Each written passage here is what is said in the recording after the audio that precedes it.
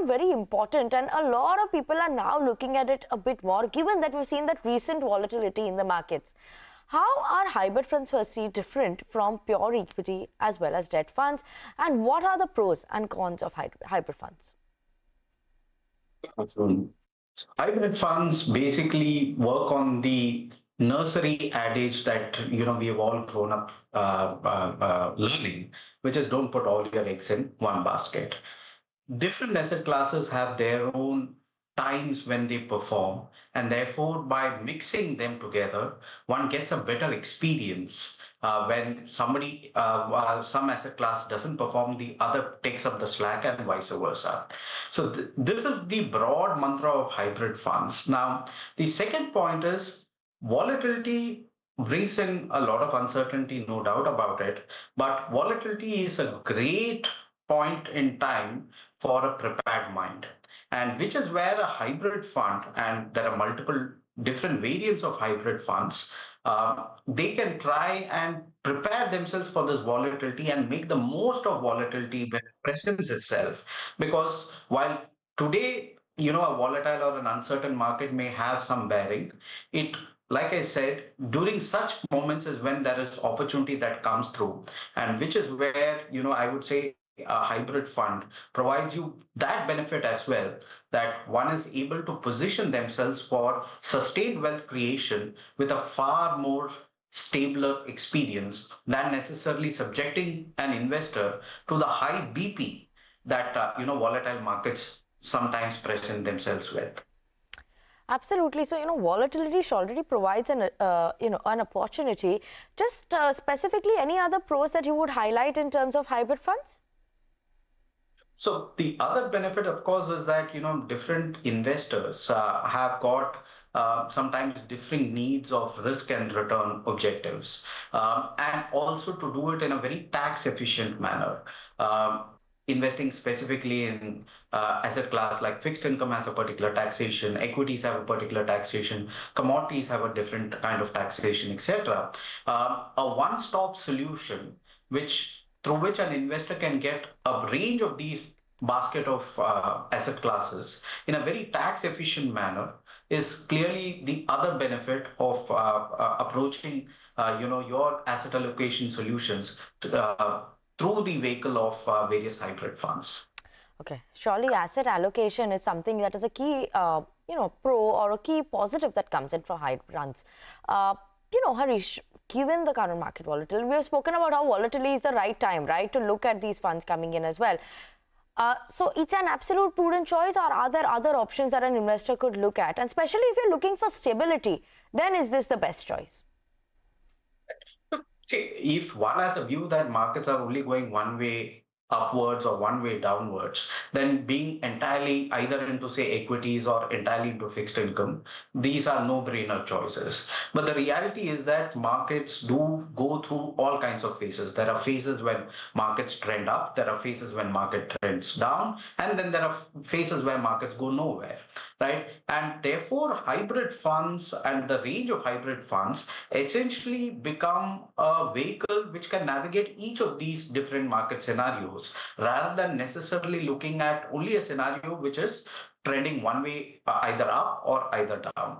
And therefore, I would say that hybrid funds help in an environment, especially when there is you can say a range-bound market, wherein the foundation of some asset classes, like say for example fixed income, which have a reasonably a predictable income stream or a coupon stream that comes through, can come into the benefit of investors during such volatile periods, even as it provides an opportunity to use some of this fixed income instruments to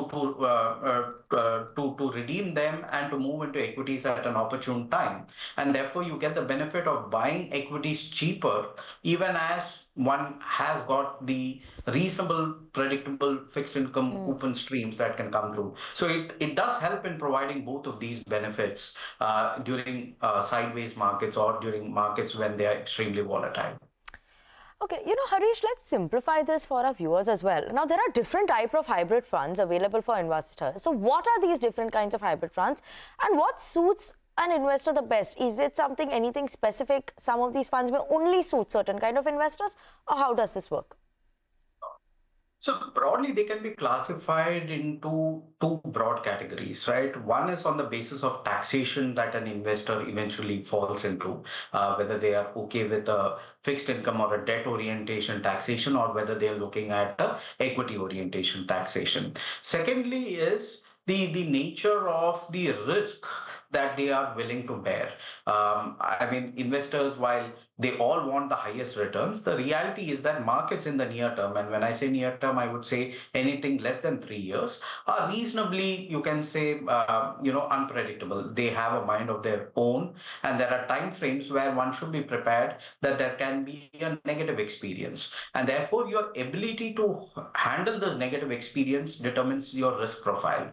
So broadly, I would classify it into these two elements. So if I were to look at from a positioning, you've got some very, very conservative products. For example, you have the conservative hybrid, which is a debt-oriented tax hybrid vehicle, which has got very, very low equity allocation. Predominantly it is a debt allocation, therefore the volatility of such a product becomes very, very low. It gives you a reasonable comfort in terms of the broad expected range of returns, and the volatility therefore becomes very, very low. But obviously, the price that you pay is that the expected returns also tend to be on the much lower side. Similar to that, if one wants an equity taxation, you've got a product like the equity savings fund, which is again high on debt and fixed income strategies, but provide you an equity taxation for a similar kind of investor. The next bucket would be something like a balance advantage fund or a dynamic asset allocation fund, wherein typically ranges of equity varies from say 20 or 30% at the lower end to about 80%. And here models are there which at various fund houses, which help the fund manager to navigate the ups and downs of markets. On a ballpark, they would be about 50% in equities on an average over, say, a rolling 5-year basis. These typically tend to provide about 60 to 70 or maybe even higher, 75% of, say, the pure equity returns, but they tend to have a volatility profile which is maybe closer to 50 or 60% of the BP or the volatility that a pure equity kind of gives through. Then you've got the next thread is going to be that of the aggressive hybrid, which are typically a category of funds wherein the investor wants a higher allocation to equities, typically between 65 to 80% would be the range of equities that they would have. Therefore, the participation in equities and will be much higher, but obviously it comes with a slightly larger volatility profile because they are exposing themselves to higher equity allocation. And then you've got the multi-asset allocation products, which also go into other commodities, including that of gold, silver, and other instruments, through which one can get a one-shot solution across each of these asset classes. So that's the broad way in which I would say investors should look at, depending on the risk profile and their taxation, to look at which is the hybrid which is most suitable for them. Okay, Harish, let's also just understand a bit more. Now, among the investors, dynamic, balanced, and multi-asset allocation, if someone, risk tolerance is what you highlighted. So someone who wants to take lesser risk should go for more of the conservative option, right? I'm just clarifying on that front. Right. So products like equity savings. So the lowest risk would be the equity savings or the conservative hybrid. Something slightly higher risk would be the balance advantage fund, or the dynamic asset allocation funds. And then you've got the aggressive hybrid and the multi-asset allocation, which tries to move also into other asset classes outside of fixed income and debt. So that would be the straddling of risk return depending on where their risk tolerance is, they should be looking at. Okay. And Harish, how do hybrid funds perform during those prolonged market corrections compared to something like a traditional equity fund? What is the difference between these two? So because they have lesser exposure to equities, by virtue of the fact that they're diversified outside of equities, they typically tend to have a far lower downside participation compared to the broader equity market or equity-oriented funds. So what we have typically seen is that, the volatility profile. So let's say that a plain vanilla equity oriented fund, or let's say Nifty as an index, has got X as the volatility. Okay, a product like an equity savings or a conservative hybrid, which is at the lowest end of, or one of the lower end of risk profiles, that would be, they would be maybe around 25 to 30% of that volatility that equity markets give. If we move to something like a balance advantage fund, it would be somewhere close to about 55-60% of the volatility that the equity markets does provide. And if you go into something like a conservative into an aggressive hybrid, that would move it closer to about 75 to 80% of the broader equity volatility that otherwise investor experiences. So that would be the range of volatility that they would kind of experience. But the real trick is that all asset classes go through cycles, and therefore, if one is prepared, as the sentiment is looking good and everybody is very positive on that particular asset class, a prudent model or a prudent fund manager would tend to start going underweight on that particular asset class and going overweight into something else, which is not on the fad of the moment, or which is not fancied by the street. And as the cycle progresses, you generally see that the overappreciated asset class goes through a reasonable phase of correction and consolidation, while the other asset class tends to get its appreciation. And therefore, by moving in and out in a prudent manner, typically guided by a model that most of the fund houses have, which is proprietary to them, one gets an experience of seamlessly moving into each of these asset classes and providing you a beneficial experience. And that really is the benefit that we are talking of asset allocation. Okay. And, actually on that note, we're going to slip into a very short break, viewers, because we have to still continue the conversation with Harish, understand a lot more on hybrid funds. So stay tuned, and for that, we'll be back after the short break.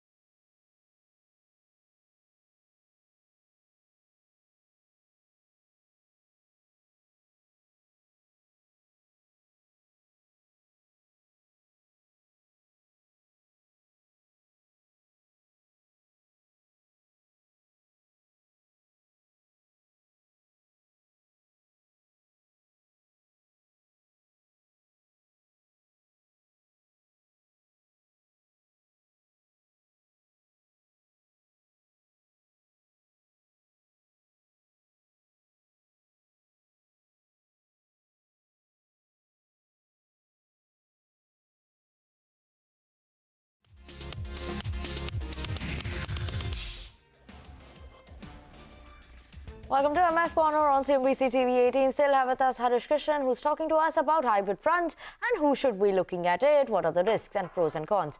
But Harish, let's continue the conversation. Now, what is a recommended investment horizon that one should have for these type of funds, for different hybrid funds? Is it a different time period, different time horizon? What is your suggestion here? So typically, equities as an asset class, one should at least have a 5-year horizon, given the fact that near-term equity markets are relatively unpredictable, and therefore one can have negative experiences.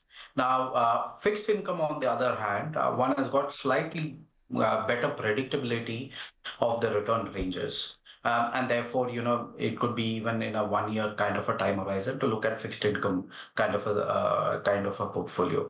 So by marrying these different combinations of fixed income and equity, one can get a range of time horizons that ideally one is looking at. So I would say that, products like, say, a balance advantage fund, a multi-asset allocation, an aggressive hybrid, etc., one can look at from a 3 to 5 year kind of a horizon, because there is some foundational returns that fixed income and other asset classes do provide, even as equity go through their own cycles, and provide you that greater compounding benefit of equities over, say, the 3 years and 5 year horizon.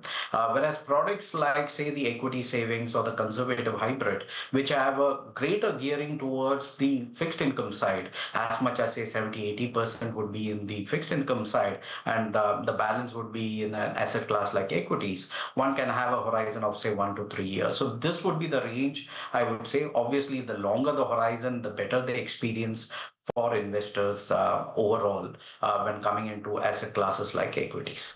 Okay. You know, I just want to understand one thing, that if you have a short-term financial goal, does that mean it is not that advisable to look at a hybrid fund, or still they could look at it, and are they better suited only for long-term then? So, I think, there are many investors who, for example, have been in equity markets for very long and who made a reasonable amount of corpus of wealth. And let's say that they are now on their path of retirement, and they've got some near-term goals and obligations that they want to do. So we think that, products like a balance advantage fund, etc., do provide an option for them to reduce their risk from a pure equity portfolio, and then to get into products which are, across all of these asset classes, so that they have a far better chance of protecting their corpus and growing that corpus also. But if your clear goal is that, you need money in, say, 1 year time frame, then I think, most equity products will not be suitable, given the inherent risk in products like equity, where returns in the near term can be all over the place. Okay. Harish, I just want to understand one more thing, that how can investors actually assess if a particular hybrid fund aligns with their goals, their risk appetite? What are the factors that one is considering here? I think this is possibly the most important thing, because hybrid funds, not necessarily one should be looking at point to point returns or comparing them with others in their particular category and say that fund A has given so much returns, fund B has given so different returns. Because each of these funds have their own models and have their own style of moving up and down along with the rest of them, along with the markets.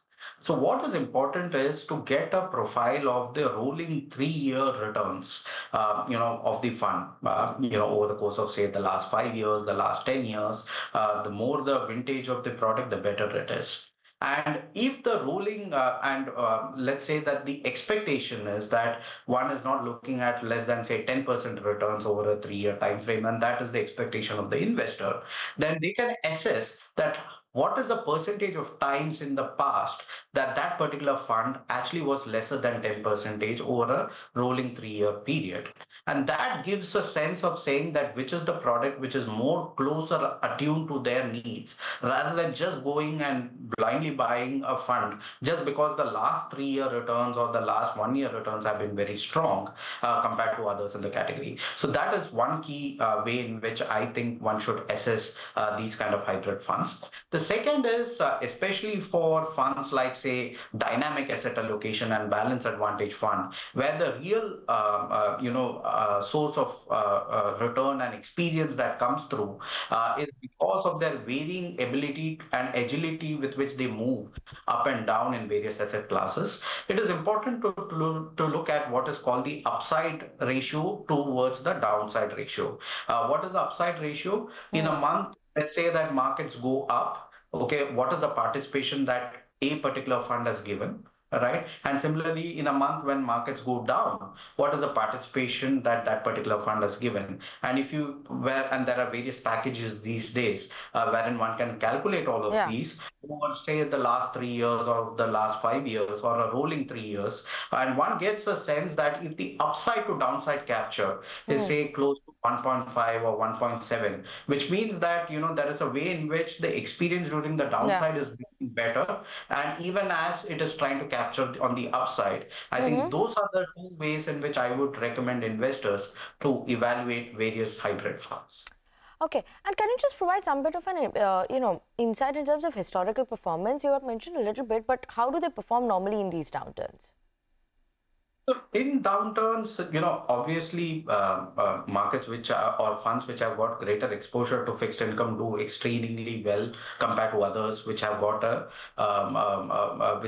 higher allocation to equities. So what we've seen is that over a period of time, when we look at say rolling returns over a 3 and a 5 year period, there are funds, like say the aggressive hybrid category.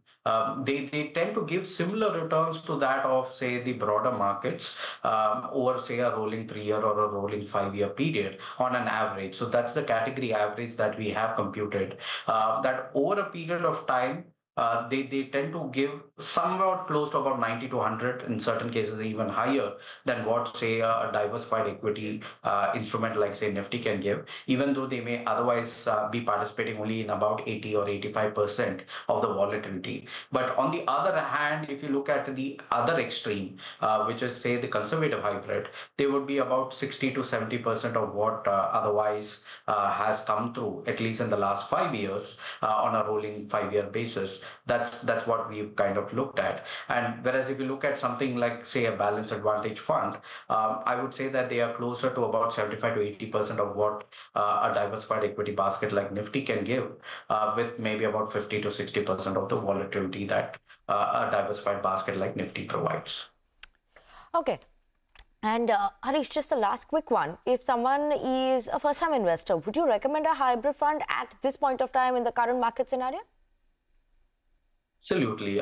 Because see, first-time investors, I guess, especially today, are bombarded with too much of information that sometimes can be very confusing. So that is an overload and overdose of lot of information. How much to be in equity, how much to be in debt, etc.